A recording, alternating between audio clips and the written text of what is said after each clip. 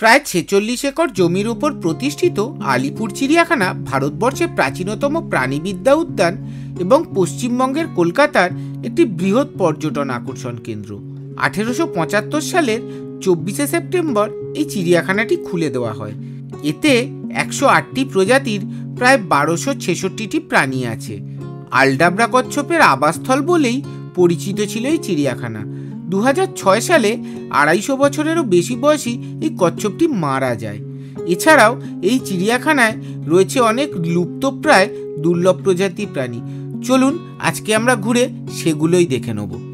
১৩৫ বছরের কলকাতা শহরের এক অনবদ্য হেরিটেজ জায়গা দেখব বলে আর আপনাদের দেখাবো বলে আজ সকাল সকাল রওনা দিয়েছি হলুদ ট্যাক্সিতে।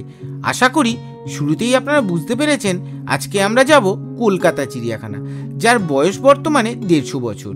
এই ১৫০ বছরের পুরনো চিড়িয়াখানা এখন কলকাতার বুকের হেরিটেজ লিস্টে নিজের নাম লিখিয়েছে সগর্বে। তার উপস্থিতি আমাদেরও গর্ব। নমস্কার বন্ধুরা, আপনাদের সকলকে স্বাগত আপনাদের প্রিয় চ্যানেল ডিসকভার আর শিবাতে। আমরা আজকে চলে এসেছি আপনাদের খুব পরিচিত একটা জায়গায়। সেই জায়গাটা হচ্ছে আলিপুর চিড়িয়াখানা। তা হঠাৎ করে আমরা কলকাতায় কেন ঘুরতে বেরোলাম আর আলিপুর চিড়িয়াখানায় কেন আসলাম, চলুন বলবো এই ভিডিওতে। আর এর সাথে আমরা আলিপুর চিড়িয়াখানার ইতিহাস, বর্তমান এবং ভবিষ্যৎ নিয়েও বেশ কিছু আলোচনা করব। আর এই ভিডিওতে আপনাদের জন্য থাকছে এই আলিপুর চিড়িয়াখানার বর্তমান অবস্থা এবং তার বিভিন্ন প্রাণীদের বিবরণ। তবে চলুন আমরা আগে টিকিট করি, তারপরে দেখব চিড়িয়াখানার ভিতরের সমস্ত অবস্থাগুলো। আমরা এখান থেকেও চাইলে ডিজিটাল টিকিট করতে পারবো, আবার সামনের কাউন্টার থেকেও চাইলে আমরা ম্যানুয়াল টিকিট করতে পারবো। তাই দুরকম টিকিটেরই অপশান রয়েছে এখানে। আপনারা যেরকমভাবে খুশি টিকিট করে নিতে আপনারা পারবেন।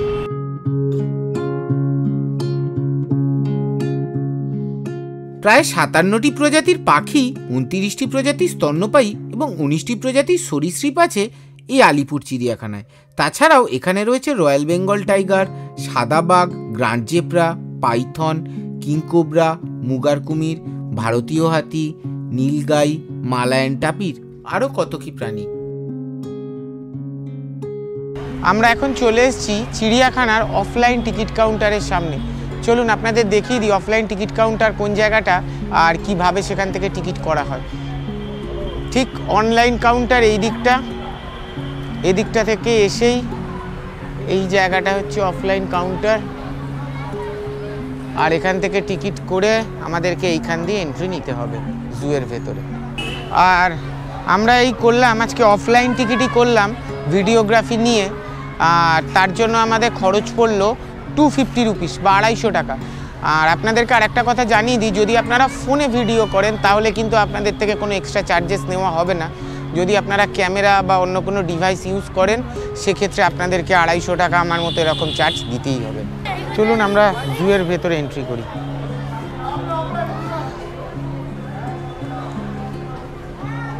আমাদের এই আলিপুর চিড়িয়াখানা বয়স হলো প্রায় নয় ১৫০ বছর। এই হচ্ছে ১৫০ বছরের উদযাপনের বোর্ড। ঠিক এই জায়গাটায় রয়েছে একদম গেট থেকে ঢুকতেই। আর তারপরেই রয়েছে একটা চিড়িয়াখানার খুব সুন্দর বিস্তৃত দারুণ একটা ম্যাপ। এই ম্যাপ দিয়ে আমরা চিড়িয়াখানাটা খুব সুন্দরভাবে ঘুরে দেখতে পারবো। তার ব্লুপ্রিন্টটা এখানে ভালোভাবেই দেওয়া আছে। আর চিড়িয়াখানার ভেতরে ঠিক ঢুকেই এই গাইডের পাশেই আমাদের রয়েছে একটা ছোট্ট জুওলজিক্যাল গার্ডেন, আলিপুরের একটা জুওলজিক্যাল গার্ডেন ম্যাপ এখানে আপনারা পাবেন। তার সাথেই পাবেন হচ্ছে এই চিড়িয়াখানার হিস্ট্রি এবং তার ডিটেল। চলুন আমরা ঘুরে চিড়িয়াখানাটা দেখে নিই। আর চিড়িয়াখানার হিস্ট্রি আর বর্তমান অবস্থা নিয়ে আপনাদের সাথে এর মধ্যেই গল্প চলবে। ২০১৩ সালের আগস্ট মাসে আলিপুর চিড়িয়াখানা একটি প্রাণী দত্তক নিন বলে নতুন একটি প্রকল্প শুরু করে। ২০১৩ সাল থেকে এখনও পর্যন্ত প্রায় ৪০টি প্রাণী দত্তক নেওয়া হয়েছে। দত্তক গ্রহীতারা প্রচারমূলক ক্ষেত্রে প্রাণীর ছবি ব্যবহার করার বিশেষ সুযোগ পান। তার সাথে পশুর খাঁচার বাইরে নিজেদের নাম স্থাপন করার ফলকের অনুমতি পান। এইখানে রয়েছে আলিপুর জুতে আমরা কি কি করতে পারবো না বা কি কি প্রোহিবিটেড, তাই এগুলো করলে এখানে ফাইন আপ টু ২০০০ টাকা বা ২০০০ টাকার মতো ফাইন হতে পারে, অথবা জেল হতে পারে ৬ মাসের জন্য। আমাদের সাধারণ মানুষের জন্য যেমন রয়েছে অ্যাম্বুলেন্স, সেখানে পশুরা অসুস্থ হলেও এখানে রয়েছে animal ambulance government of West বেঙ্গলের। এছাড়াও এখানে কিছু বিলুপ্তপ্রায় পাখিও আছে, যেমন তোতা পাখি, লারিকিট, হর্নবিল, এমু, ফিজেন্ট ইত্যাদি।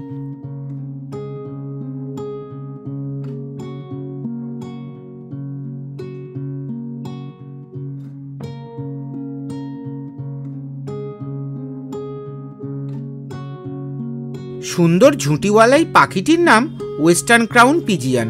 উত্তর পশ্চিম নিউগিনির রেন ফরেস্ট অঞ্চলে এই পাখিকে বিশেষত দেখতে পাওয়া যায়।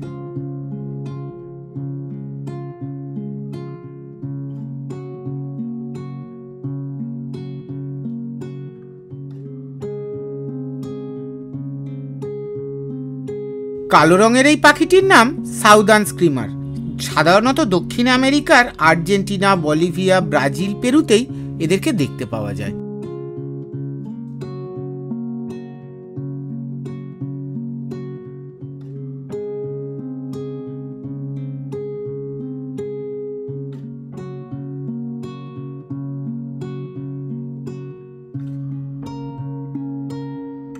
লম্বা চঞ্চু বা ঠোঁটের এই পাখিটির নাম আমেরিকান হোয়াইট পেলিকান।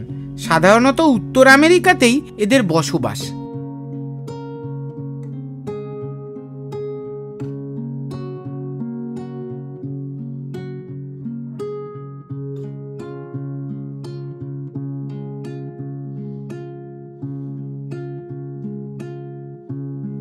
হাতি আমরা কে না চিনি, তবে এটা হলো ভারতীয় হাতি। ভারতের সর্বত্রই এই হাতির বিচরণ ক্ষেত্র। তাছাড়াও পাকিস্তান, চীন, কম্বোডিয়া, ভুটান, বাংলাদেশেও এই হাতি দেখতে পাওয়া যায়। 1996 সালে ভারতীয় হাতিকে বিপন্ন প্রজাতি বলে ঘোষণা করা হয়। আচ্ছা, আপনাদেরকে এই আলিপুর জুয়ের একটু ইতিহাসটা নিয়ে বলে রাখি। 1800 শতাব্দীতে কলকাতার লর্ড আর্থার ওয়েলেসলির ব্যারাকপুরের বাড়িতে সবার প্রথম তৈরি হয়েছিল একটি বাগানের মধ্যে পশুশালা। সেই পশুশালাই ছিল ব্রিটিশ আমলের প্রথম চিড়িয়াখানা। 1875 সালের 24শে সেপ্টেম্বর তৈরি হয় আমাদের এই বর্তমানের আলিপুর জু অর্থাৎ চিড়িয়াখানাটি। প্রায় 46 একর জমির ওপর তৈরি এই চিড়িয়াখানাটি খুলে দেওয়া হয় 1876 সালের 1 জানুয়ারি সাধারণ নাগরিকদের জন্য।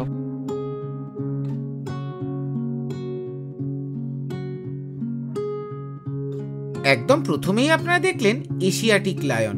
আসলে এটি একটি সিংহী, তাই এর কেশর নেই, যা শুধু ভারতের গুজরাটের গির অরণ্যেই পাওয়া যায়। আমরা এখন চলে এসেছি আলিপুর চিড়িয়াখানার সবচেয়ে আকর্ষণীয় জায়গা বাঘ দেখতে।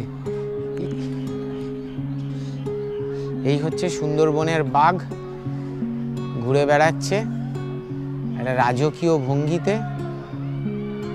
এখন আপনারা যে প্রাণীটি দেখছেন সেটি হলো হোয়াইট টাইগার, যা ভারতবর্ষের মধ্যপ্রদেশ, আসাম, পশ্চিমবঙ্গ, বিহার, ওড়িশা এইসব অঞ্চলে দেখতে পাওয়া যায়। এটি খুব সাধারণ একটি রয়্যাল বেঙ্গল টাইগার। 10,000 বাঘ জন্মের ক্ষেত্রে কেবল একটি বাঘই প্রাকৃতিকভাবে সাদা রঙের হয়ে থাকে। ভারতবর্ষের নন্দনকাননে 34টি সাদা বাঘ আছে। কিছু সাদা বাঘ আছে যার গায়ে কালো বা বাদামি কোনো রকম ডোরাকাটা দাগই থাকে না, অর্থাৎ সম্পূর্ণরূপে সে বাঘটি সাদা রঙের হয়ে থাকে। আচ্ছা, আলিপুর জুয়ের ভেতরে একটা জায়গা আছে, আপনাদেরকে দেখাই। এটা হচ্ছে প্ল্যান্ট সেল সেন্টার, অর্থাৎ গাছ বিক্রির কেন্দ্র। আপনারা যারা গাছ ভালোবাসেন বিভিন্ন ধরনের, এখানে আসতে পারেন আর এসে গাছ নিয়ে যেতে পারেন।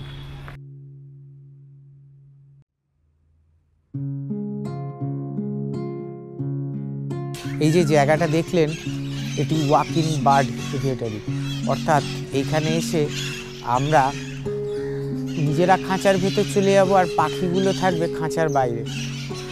তাই এই জায়গাটা অনেকটা ক্যানোপি ওয়াকের মতো, বেশ সুন্দর। চলুন আমরা একটু ভেতরটা ঘুরে দেখে নিই।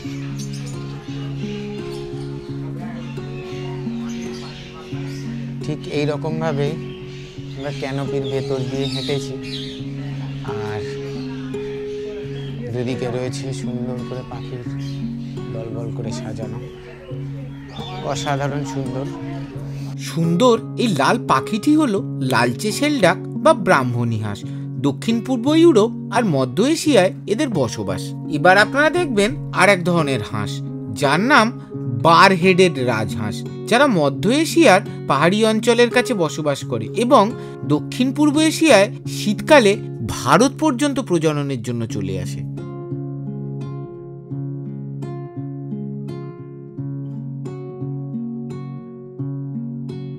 বিরাট বড় হাঁ করে রোদ পোহানো এই প্রাণীটি হলো নোনা জলের কুমির। সাধারণত সুন্দরবন অঞ্চলেই এদেরকে দেখতে পাওয়া যায়।